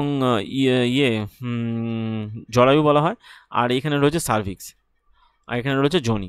এখন বলা হচ্ছে যে স্ত্রী জনন কোষগুলো ডিম্বাশয়ে উৎপন্ন হয়, ঠিক আছে, যেমন ওটা শুক্রাশয়টা ডিম্বাশয়ে উৎপন্ন হয়, ওভারিতে। ডিম্বাশয়গুলো কিছু হরমোন উৎপন্ন হয়, সেই হরমোনগুলো মোটামুটি আমরা জানি, যেমন হচ্ছে ইস্ট্রোজেন, প্রজেস্টেরনের ব্যাপার স্যাপারগুলো। সদ্যজাত কন্যাসন্তান ডিম্বাশয়গুলো হাজার হাজার সংখ্যায় হয়, অপরিণত ডিম্বাণু সমন্বিত হয়। বয়সন্ধিকালে পৌঁছালে এদের বলতে পারছে যে কিছু অপরিণত ডিম্বাণু পরিণত হতে শুরু করে। প্রতি মাসে দুটোর মধ্যে একটা করে, এখানে একটা ডিম্বাশয় রয়েছে, এখানে ডিম্বাশয়, যদি এক মাসে এই ডিম্বাশয় হয়, পরের মাসে এই ডিম্বাশয়, এরকম রাউন্ড আকারে চলে। এই ডিম্বাশয় থেকে ডিম্বাণুগুলো উৎপন্ন হয়, পরিণতি লাভ করে এবং সেগুলো ফ্যালোপিয়ান নালীর মাধ্যমে অ্যাকচুয়ালি বাহিত হয়, হয়ে মাতৃগর্ভে স্থানান্তরিত হয়, ঠিক আছে। এখন এই ডিম্বনালী আর এই ফ্যালোপিয়ান টিউবে অ্যাকচুয়ালি যদি কোনো কারণে হয়, কোনো কারণে যদি সেক্সুয়াল রিলেশন হয়, সেক্ষেত্রে এই যখন ডিম্বনালী অবস্থান করে সেখানে যদি স্পার্ম এসে যায়, তখনই কিন্তু অ্যাকচুয়ালি জায়গোট তৈরি হতে পারে, ঠিক আছে। তাই জরায়ুটা সার্ভিক্সের মধ্য দিয়ে যোনিতে উন্মুক্ত হয়। এখন যৌন মিলনকালে শুক্রাণুগুলো মোটামুটি যোনিপথের মধ্য দিয়ে প্রবেশ করে, এরা ঊর্ধ্বমুখে বাহিত হয়, হয়ে ডিম্বনালীতে পৌঁছায় এবং এখানে ডিম্বাণুর সান্নিধ্যে আসতে পারে। তাই যেটি নিষিক্ত ডিম্বাণু ওটা জায়গোট থেকে বিভক্ত হতে শুরু করে, সেক্ষেত্রে কোষপুঞ্জ সৃষ্টি করে এবং যেটি ভ্রূণাণু গঠন করে। তাই ভ্রূণ যেটা গঠিত হয় সেটা এবারে এখানে ব্যাপারটা হয়েছে, ভ্রূণটা কোথায় রোপিত হয় কোথায়, জরায়ুর মধ্যে। ভ্রূণ যেটা তৈরি হয় সেটা অ্যাকচুয়ালি জরায়ুর মধ্যে টপিত হয় এবং সেটা কি হয়, এটা মোটামুটি ভ্রূণস্থ কোষগুলো অবিরাম বৃদ্ধি পেতে থাকে, অঙ্গসমূহ গঠন করে এবং শিশু ভ্রূণে পরিণত হয়। এখন আমরা দেখেছি মাতৃগর্ভে এমন একটা ভাবে গঠিত যেটা অ্যাকচুয়ালি শিশু বিকাশের জন্য উপযুক্ত। এখন জরায়ুটা প্রতি মাসে বর্ধনশীল ভ্রূণকে গ্রহণ করে এবং প্রতিপালনের জন্য নিজেকে প্রস্তুত করে, ঠিক আছে। সেই জন্য বর্ধনশীল ভ্রূণের পরিবেশনের জন্য জরায়ুর প্রাকারটা মোটামুটি রক্তবাহ সমৃদ্ধ হয়, সেই জন্য মেনস্ট্রুয়াল সাইকেলটা মোটামুটি সম্পন্ন হয়। ভ্রূণটা একটা বিশেষ কলার সাহায্যে মাতৃদেহ থেকে পুষ্টি পায়, সেটাকে বলা হয় প্লাজেন্টা। এটা দিয়ে কোশ্চেন এসছে ডাইরেক্ট। এবং একটা চাকতির মতো গঠন হয় যেটা জরায়ুর প্রাকারে পতিত থাকে, প্লাজেন্টা, ঠিক আছে, যেটা জরায়ুর প্রাকারে পতিত থাকে। অপরদিকে ভ্রূণের দিকের অংশটা মোটামুটি কলাভিলি সমৃদ্ধ হয়, মাথার দিকের অংশটা অমরা রক্ত সম্পন্নপূর্ণ হয়, যেগুলো ভিল্লিকে মোটামুটি ঘিরে থাকে। এটা মাতার দেহ থেকে ভ্রূণে গ্লুকোজ এবং অক্সিজেন ক্যারি করে। কী ক্যারি করে? গ্লুকোজ এবং অক্সিজেন ক্যারি করে, পরিবহনের জন্য একটা প্রশস্ত পৃষ্ঠতল গঠন করে। এখন এই বর্ধনশীল ভ্রূণে বর্জ্য পদার্থগুলো অমরার মধ্য দিয়ে মাতার রক্তে স্থানান্তরের মাধ্যমে অপসারিত হতে পারে। তার মানে এটা এখান থেকে এই পয়েন্টটাও ইম্পর্টেন্ট। মাতৃগর্ভে শিশুর বিকাশ প্রায় 9 মাস ধরে চলে এবং জরায়ুস্থিত পেশিগুলো ছন্দবদ্ধ সংকোচনের ফলে শিশুর জন্ম হয়। তার মানে এখান থেকে আমরা মোটামুটি দেখলাম যে একটা শিশু মোটামুটি কোথা থেকে কীভাবে অবস্থান করে। অমরা প্লাজেন্টা থেকে খাবার গ্রহণ করে, অমলা প্লাজেন্টার মাধ্যমেই তার বর্জ্য পদার্থকে ক্যারি করে, খাবার হিসেবে কী গ্রহণ করে? গ্লুকোজ আর অক্সিজেন, ঠিক আছে। এই হচ্ছে ব্যাপার। এরপরে স্লাইডে চলে যাই, যেখানে জনগত স্বাস্থ্য সম্পর্কে কিছু দেখব এবং তারপরে কিছু কোশ্চেন্স দেখব। যৌন পূর্ণতাপ্রাপ্তি ধাপে ধাপে সংঘটিত হয়, সেক্ষেত্রে জনগত স্বাস্থ্য মানে অনেকে অনেক এক সমস্যার মধ্যে, মানসিক চাপের মধ্যে সম্মুখীন হই। তাই আমরা চাই যে প্রকৃতপক্ষে বহু কাজে অংশগ্রহণের জন্য আমাদের বন্ধুদের কাছ থেকে চাপ আসতে পারে, সেক্ষেত্রে পরিবার থেকেও বিবাহ সন্তান ধারণ করার জন্য চাপ সৃষ্টি হতে পারে। তাই সন্তান উৎপাদন থেকে বিরত থাকার জন্য বিভিন্ন সরকারি সংস্থা থেকে চাপ আসতে পারে। যাই হোক, তো যৌন ক্রিয়ার ফলে স্বাস্থ্যের উপর সম্ভাব্য প্রভাব ফেলে সেগুলোকে আমরা অবশ্যই যৌন ক্রিয়ার ফলে সর্বদাই বলতে হবে যে গর্ভসঞ্চারের ব্যবস্থা হতে পারে যৌন ক্রিয়ার ফলে। সেক্ষেত্রে স্ত্রী দিয়ে গর্ভসঞ্চার অ্যাকচুয়ালি কী হয়, স্ত্রীদের যদি গর্ভসঞ্চার দেহ এবং মনের ক্ষেত্রে একটা চাহিদা সৃষ্টি করে, সেক্ষেত্রে এই জন্য প্রস্তুত না থাকলে অনেক সময় স্বাস্থ্যে বিরূপ প্রতিক্রিয়া দেখা যায়। তার জন্য অনেক গর্ভনিরোধক ব্যবসাগুলোর বর্তমান রয়েছে, যেমন ধরো এক শ্রেণী গর্ভনিরোধক যান্ত্রিক প্রতিবন্ধক রয়েছে যেটা শুক্রাণুকে ডিম্বাণুর কাছে পৌঁছে দেয় না, যেমন পেনিস বা শিশ্নে ব্যবহৃত আচ্ছাদন, যাকে বলে কন্ডম। এছাড়া গর্ভনিরোধক এক ধরনের শ্রেণী হরমোন ব্যবহৃত হয়, হরমোনের ভারসাম্য ব্যবহারের জন্য গর্ভ নিরোধক ব্যবহার করা হয়, যেগুলো অ্যাকচুয়ালি ডিম্বাণুর নিঃসরণ ঘটে না এবং ঠিক নিষেক্রিয়াও ঘটে না। অ্যাকচুয়ালি এই ড্রাগগুলো সচরাচর মৌখিক বড়ি বা ওরাল পিল বলা হয়। এক্ষেত্রে এই ড্রাগগুলো একটা পার্শ্ব প্রতিক্রিয়া থাকে, সেক্ষেত্রে কী হয়, লুপ বা কপারটির মতো সেই জন্য পার্শ্ব প্রতিক্রিয়া দেখা যেতে পারে। সেই জন্য কী হয়, অনেক সময় লুপ বা কপারটি বলে এক ধরনের গর্ভনিরোধক উপকরণ থাকে, যেগুলো জরায়ুতে স্থাপন করে গর্ভসঞ্চারকে প্রতিরোধ করা যেতে পারে। আবার এগুলো ব্যবহারের জন্য জরায়ুতে প্রদাহ সৃষ্টি হতে পারে, সেই জন্য পার্শ্ব প্রতিক্রিয়া দেখা দিতে পারে। মোটামুটি সব কিছুর একটা সাইড এফেক্ট আছে। আবার পুরুষের দেহে বলতে হবে যে শুক্রনালীকে অবরুদ্ধ করে শুক্রাণুর মোটামুটি প্রতিরোধ করা যায়, তখন তাকে বলা হয় ভ্যাসেকটমি বলা হয়, ভ্যাসকটমি, ঠিক আছে। সেক্ষেত্রে শল্য চিকিৎসার মাধ্যমে স্ত্রীদের ডিম্বনালীকে কেটে অবরুদ্ধ করা হয়, একে বলা হয় টিউব্যাক্টমি। ওই ফ্যালোপিয়ান টিউবকে কাটা হচ্ছে। এই টমি মানে কাটা, টমি মানে কাটা। তো বলতে হবে যে মোটামুটি শল্য চিকিৎসার মাধ্যমে এই অপারেশনের সাহায্যে শল্য চিকিৎসার ক্ষেত্রে দীর্ঘস্থায়ী নিরাপদ ব্যবস্থা তৈরি করা যেতে পারে। যাই হোক, তো অনেক সময় এর ক্ষেত্রে সংক্রমণ ও অন্যান্য সমস্যা দেখা দিতে পারে। তাই অবাঞ্ছিত গর্ভের অপসারণের জন্য শল্য চিকিৎসা ব্যবহার করা হতে পারে। সেক্ষেত্রে মানুষের কাছে একটা নির্দিষ্ট লিঙ্গের শিশু জন্ম হোক বা না হোক, মানে যে হোক তা কাম্য নয়, তারা শল্য চিকিৎসার পদ্ধতির মাধ্যমে অপব্যবহার করতে পারে। এইরূপ সমস্ত ঘটনাকে বেআইনি হিসাবে যেটি ঘোষণা করা হয়েছে, তাই স্ত্রী লিঙ্গ পুরুষ লিঙ্গ অনুপাত বজায় রাখার জন্য ভ্রূণ লিঙ্গ নির্ধারণ আইনগত যেটি নিষিদ্ধ, তবু আমাদের সমাজে কি সেক্ষেত্রে মানে কন্যাভ্রূণ হত্যা হয়ে চলেছে, যেটা অ্যাকচুয়ালি বিপজ্জনক হারে লিঙ্গের অনুপাত কে হ্রাস পাচ্ছে। যাই হোক, আশা করি মোটামুটি এখান থেকে আমরা যতটা পড়ানোর দরকার কোশ্চেন পার্সপেক্টিভে পড়িয়েছি, ঠিক আছে। এরপরে যেটা আমরা করবো সেটা অ্যাকচুয়ালি বিভিন্ন কোশ্চেন্সগুলো দেখবো, ইম্পর্টেন্ট কোশ্চেন দেখে মোটামুটি আজকে ক্লাসটা কমপ্লিট করবো, ঠিক আছে। তো বেশি বড় ক্লাস করতে চাই না, এটা একটু বড় চ্যাপ্টার ছিল, এর পরের চ্যাপ্টারটা মোটামুটি ছোটো হবে। যাই হোক, তারপরে সাইডে যাবো, যেখানে আমরা দেখবো which of the unicellular organism has a whip like structure, ঠিক আছে। One end of the cell and binary fission occur definite. ওই যে আমরা পড়েছিলাম লিজম্যানিয়া স্ট্রাকচারটা যদি এরকম হয়, অ্যাকচুয়ালি স্ট্রাকচারটা এটা একটু ছুঁচ মতো হবে এবং এখান থেকে এক ধরনের স্ট্রাকচার তৈরি হচ্ছে না লিজম্যানিয়ার ক্ষেত্রে। আবার এইটা ভেঙে যাচ্ছে, ভেঙে গিয়ে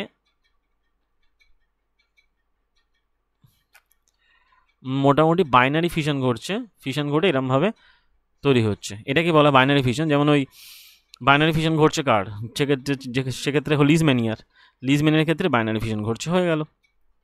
আরআরবি টেকনিশিয়ান যেটি গ্রেড 3 এসেছিল 28/12/2024। তারপরে স্লাইডে চলে যাব, যেখানে বলা হচ্ছে which mode of the reproduction use by the unicellular organism. Unicellular organism দ্বারা কী ধরনের হয়ে থাকে মানে এককোষী দ্বারা মোটামুটি ফিশনটা ব্যবহৃত হয়। ফিশনের আবার 3টে পার্ট আছে, 1 2 3, ঠিক আছে। 1 নম্বর ফিশন, 2 নম্বর ফিশন আর বাইনারি ফিশন। 1 নম্বরকে বলা হয় ওই ওর ইংরেজি টার্মটা কি বলা, ইউনিটারি ফিশন বলা হয় সিঙ্গেল।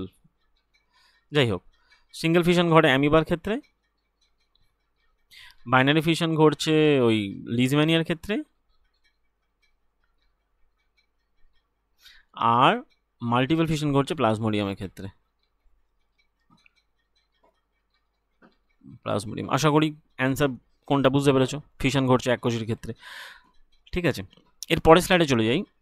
তারপরে বলা হচ্ছে which of the following propagation which of the following reproduction used in the method such as the layering of the grafting of the plant like the sugarcane, rose, grapes, agriculture purpose। কৃষি ব্যবহারের জন্য ওই গ্রাফটিংয়ে ব্যবহার করা হয় কোথায়, সেটা actually vegetative propagation, যেটা আমরা টু দ্য পয়েন্ট লাইন পড়লাম। এটা এসছে কোথায়, আরআরবি এএলপিতে এসছে 2024, ঠিক আছে।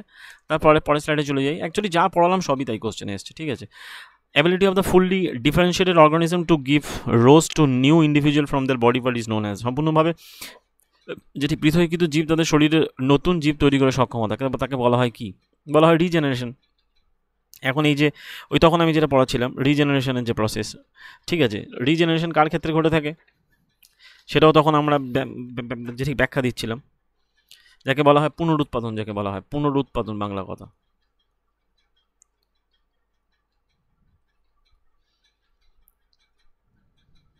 হাইড্রার ক্ষেত্রে ঘটে, আবার হাইড্রার ক্ষেত্রে বার্ডিংও ঘটে। হাইড্রা আর প্ল্যানেরিয়ার ক্ষেত্রে এটা ঘটে থাকে। এটা এসছে এলপিতে এসছে, ঠিক আছে। এইসব কোশ্চেন আবার গ্রুপ ডিতে আসবে, চাপ নেই। তারপরে চলে যাচ্ছি স্লাইডে। বলা হচ্ছে যে in an organism amoeba splitting the two cells during the division can take place. অ্যামিবার মতো জীবের ক্ষেত্রে দুভাগে বিভক্ত হয়ে যেতে বলা হয় এনি প্লেন, যে কোনো তল বরাবর বিভক্ত হয়।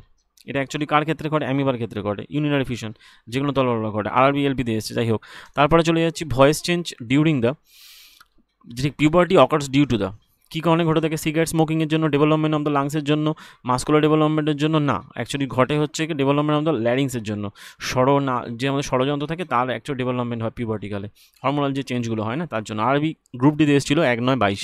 তারপরে চলে 7 নম্বর কোশ্চেন, যেখানে বলা হচ্ছে the reproductive part of the animal produce the male and the female gametes fuse from, কি বলা হয় জাইগোট তৈরি করে। জাইগোট, এদের ক্ষেত্রে এই জাইগোটগুলো, এই জার্ম সেলগুলো কি থাকে, জাইগোট 2n সংখ্যক হয় আর জার্ম সেলগুলো n সংখ্যক থাকে, ঠিক আছে। আরবি গ্রুপ ডিতে এসেছিল যতক্ষণে 12/6/22।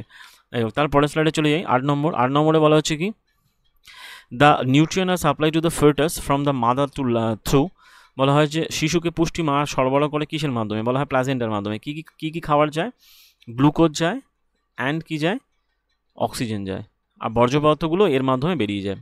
আরবি গ্রুপ ডিতে এসছে 22/9, এক্ষুনি আমরা পড়ালাম 22/9/22। তারপরে স্লাইডে চলে যায়। 9 নম্বর বলা হচ্ছে কি 9 নম্বরে which of the following is not change that marks the onset puberty. কোনটা কিসব ব্যবস্থা সূচনাকে লক্ষণ করে না, চেঞ্জ ইন দ্য ভয়েস একদম ঠিক আছে, sudden in the height increase ঠিক আছে, change in the body shape ঠিক আছে, বাট এইটা হবে না, গ্রোথ ইন দ্য নেলস, এটা তো না, ঠিক ন্যাচারাল ব্যাপার, এটা হবে না। আরবি গ্রুপ ডিতে এসছে যখন 2022 এসছে 25/8। তারপরে স্লাইডে চলে যায় লাস্ট কোশ্চেন, যেমন আমি করাই লাস্টে 10টা করে question. Which is not a part of the female reproductive system. যে ফিমেল রিপ্রোডাক্টিভ সিস্টেম পার্ট নয় কোনটা, ফ্যালোপিয়ান টিউব, জানো ফ্যালোপিয়ান টিউব আছে, ওভিডাক্ট আছে, ভাস ডিফারেন্স, এটা অ্যাকচুয়ালি মেল রিপ্রোডাক্টিভ সিস্টেমের পার্ট, ওভারি তো আছেই। তার মানে আমরা মোটামুটি আরবি গ্রুপ ডিতে এসেছিলো কমপ্লিট করে দিলাম। আশা করি তোমাদের ভিডিও ভালো লেগেছে। এবারে মোটামুটি আমি কমপ্লিট করলাম, আর আমাদের একটা চ্যাপ্টার বাকি আছে, যেটা অ্যাকচুয়ালি আমাদের ওই হেরিডিটির যে চ্যাপ্টারটা বাকি আছে, ওটা কমপ্লিট করলে ক্লাস 10-এর বায়োলজি কমপ্লিট হয়ে যাবে। আমি চেষ্টা করবো খুব তাড়াতাড়ি ক্লাস 9 এবং ক্লাস 10-এর একটা বায়োলজির একটা কম্প্যাক্ট বিভিন্ন কোশ্চেন্স নিয়ে আমি আসার। তারপরে তো যেমন ফিজিক্স আর কেমিস্ট্রি চলবে, এরপরে আমরা ক্লাস 10-এ কেমিস্ট্রি শেষ করব। তারপরে ওই একইভাবে কেমিস্ট্রির ওরম একটা ফুল ভিডিও আনবো, তারপরে আমি ধরবো যেমন ফিজিক্সটাকে কন্টিনিউ প্রথম থেকে ধরে যাবো, ঠিক আছে। আশা করি ভিডিও তোমাদের ভালো লেগেছে। যদি ভালো লেগে থাকে ভিডিও লাইক করো, অবশ্যই শেয়ার করো চ্যানেলটাকে, এবং যে ঠিক আছে অবশ্যই সাবস্ক্রাইব করো, এবং বেশি করে সাবস্ক্রাইব করো, বন্ধুদের মধ্যে শেয়ার করো। দেখা হচ্ছে পরের ভিডিওতে। পড়তে থাকো, ভালো থাকো, থ্যাংক ইউ।